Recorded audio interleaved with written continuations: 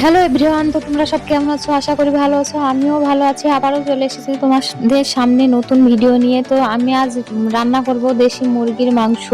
তো দেশি মুরগির মাংস রান্না করার জন্য ফার্স্টে আমি দিয়ে দিয়েছি পেঁয়াজ আর লঙ্কা কুচি। তারপরে তেল দিয়ে ভালো করে একটু ভেজে নেব। তারপরে আমি মাংসটাকে দিব। তো মাংসটা আমি এক হাতে করে তুলে দিচ্ছি, তলের জল জমিয়ে থাকে তাই হাতে তুলে দিচ্ছি মাংসটা। তো তারপরে দেখো আমি মাংসতে এক এক করে মশলাগুলো দিয়ে নেব। তো সেটা কি করব দেখো, তো হলুদ গুঁড়ো দিচ্ছি, আর হচ্ছে নুন দিয়ে দিচ্ছি স্বাদ মতো, আর লঙ্কার গুঁড়োও দিতে হবে কারণ কালার আসার জন্য। তো আমি লঙ্কার গুঁড়োটাও দিয়ে দিলাম। তো যেটা করব, ভালো করে লেড়ে দিয়ে আবার ঢাকনা দিয়ে ঢেকে দেবো। তো দেখতে পাচ্ছ আমি ঢেকে দিয়ে দিচ্ছি। তারপরে আমি আদাটা আর রসুনটা হালকা করে বেটে দিয়ে দিচ্ছি। তো চুলোতে রান্না করার স্বাদই আলাদা, মজাই আলাদা।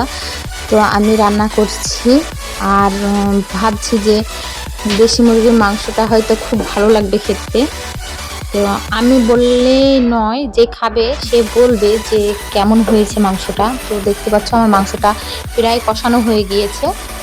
এই যে মাংস থেকে তেল ছেড়ে দিয়েছে, তার জন্য বুঝতে পারছি যে আমার মাংসটা হয়ে গিয়েছে।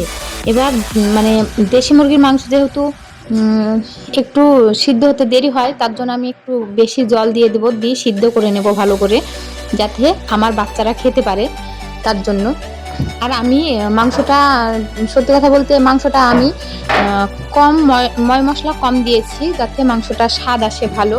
মশলা বেশি হলে মনে হয় আমার স্বাদটা তেমন একটা আসে না।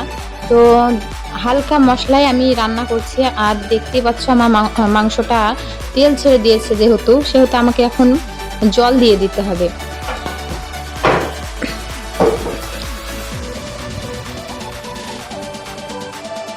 তো আমার আবার ভালো করে মাংস না কষানো হলে ভালো লাগে না, তার জন্য একটু বেশি করে ধরে কষানো হচ্ছে।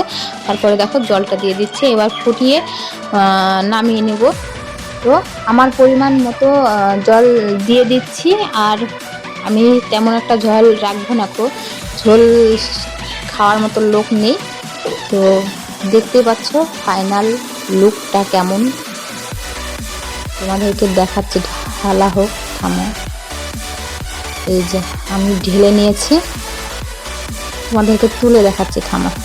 এই যে কেমন হয়েছে বলবে।